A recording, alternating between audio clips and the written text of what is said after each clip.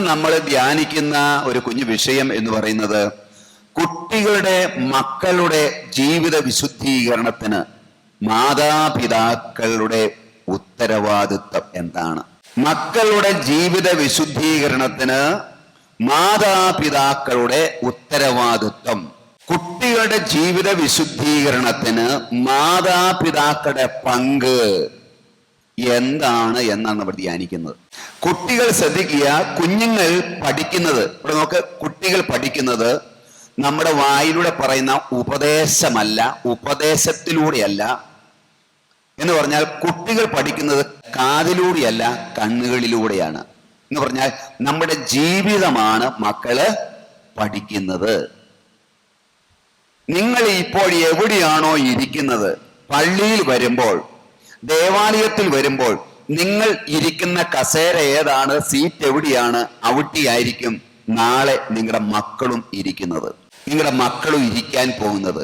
അപ്പൊ കുട്ടികൾക്ക് മനസ്സിലാകും, ഒരു 10ാം ക്ലാസ് പഠിക്കുന്ന കുട്ടികൾക്ക്, +2 പഠിക്കുന്ന പിള്ളേർക്ക് മനസ്സിലാകും, പപ്പാമാരായാൽ എവിടെയാ ഇരിക്കേണ്ടത്?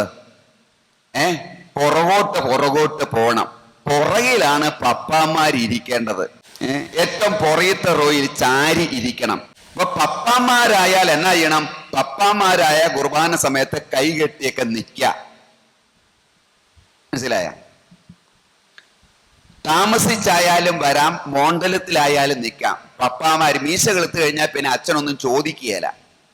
ഈ പിള്ളേരെയൊക്കെ ചോദിക്കുന്നേ, വഴക്ക് പറയുന്നേ.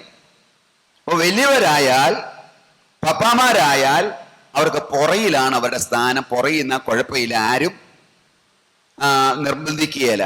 ഇവരുടെ ഉള്ളിൽ ഇവരറിയാതെ ക്രിയ ചെയ്യപ്പെടും, ഇവർ ബോധ്യപ്പെടുന്നൊരു കാര്യമാണ്. അതുകൊണ്ട് 10ാം ക്ലാസ് കഴിയുമ്പോൾ പുറകോട്ട് പോവും. +1 +2 പഠിക്കുന്ന പിള്ളേരെ എവിടെ കാണാം? പുറകിൽ കാണാം.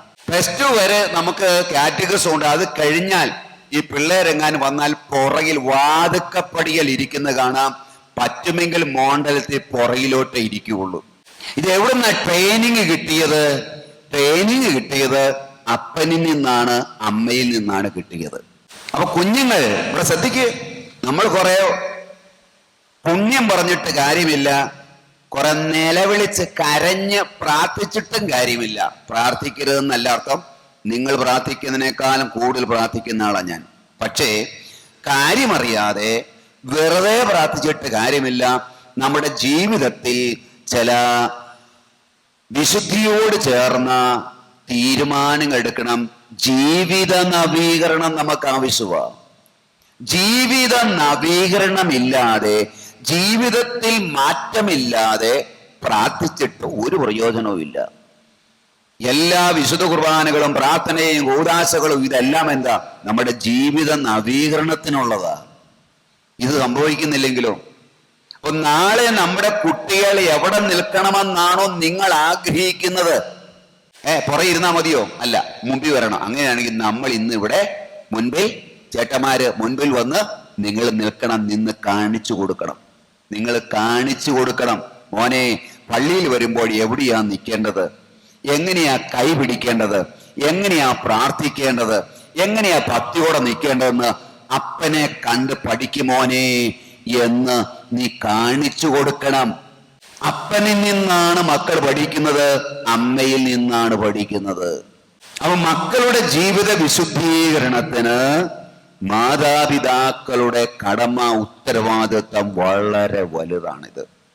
അതുകൊണ്ടാണ് നിങ്ങൾ ദേവാലയത്തിൽ വരുമ്പോൾ ഏറ്റവും ഫ്രണ്ടിൽ വന്ന് വേണം നിൽക്കാനായിട്ട്. അതൊരു ശീലമാക്കണം നിങ്ങൾ. വേറെ പല പരിപാടിക്കൊക്കെ ആണെങ്കിൽ നിങ്ങൾ ഏറ്റവും മുമ്പിൽ വരുമല്ലോ. ഓഡിറ്റോറിയത്തിൽ ഒരു പരിപാടി നടക്കുവാണെങ്കിൽ എന്നാ ചെയ്യും? പുറകിൽ എത്തി വലിഞ്ഞു ഇങ്ങനെ നോക്കിക്കൊണ്ടിരിക്കുക. ഇല്ല, ഏറ്റവും ഫ്രണ്ടിലോട്ട് വരും. എന്നാ ഡി ജെ പരിപാടിയോ? അല്ലേ? അങ്ങനെയാണ് പരിപാടി കണ്ടത്. അതൊക്കെ ഉണ്ടെങ്കിൽ എന്നാ ചെയ്യും? മേളം കാണണം, തുള്ളി ചാടും നമ്മള്. ദേവാലയത്തിൽ വരുമ്പോഴോ പുറകിലോട്ട് പോവുക. 70 കഴിഞ്ഞത് ചില കിളവന്മാർ മാത്രം ഇരിക്കും, റിട്ടയർമെന്റ് കിട്ടിയവര്. അവര് പോകാൻ ഒരുങ്ങി നിൽക്കരുന്നവർ. അങ്ങനെ കുറച്ച് പേര് മാത്രം മുമ്പിൽ കാണും, ബാക്കി എല്ലാരും പോയിക്കോ. അങ്ങനെ പാടില്ല.